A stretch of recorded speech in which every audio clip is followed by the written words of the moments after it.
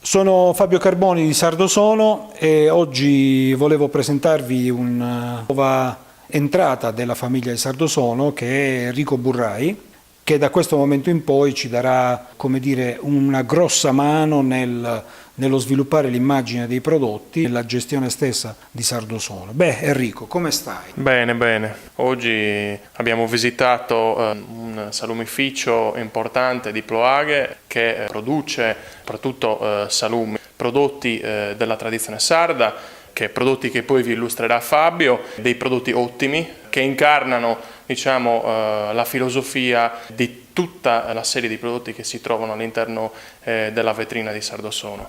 Dunque, la Genuina è una cooperativa della provincia di Sassari. La filosofia in sintesi della Genuina è: tutto ciò che è allevato e coltivato in Sardegna viene prodotto e proposto sul mercato da questa azienda. Ed è un po' la filosofia anche di Sardosono, per questo siamo entrati subito in sintonia con questa azienda. Oggi però la Genuina ed è l'unica azienda in Sardegna che può esportare significa vendere sul mercato nazionale e in Europa il maialetto arrosto. Noi su Sardosono proponiamo il porcetto arrosto. Si tratta di un prodotto precotto dove fondamentalmente occorre tirarlo fuori dalla confezione, metterlo nel forno a 240 gradi per una quarantina di minuti per ottenere le stesse fragranze, gli stessi sapori che si ottengono arrostendo il porcetto in Sardegna.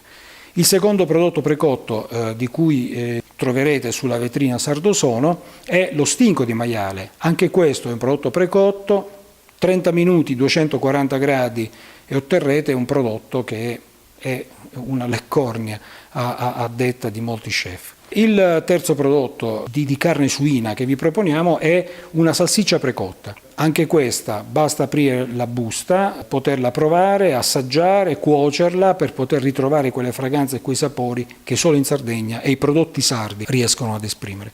E detto questo, Enrico, diciamo che con questo video, e spero possiate per Natale poter godere di questi prodotti, noi vi salutiamo. Arrivederci. Ciao!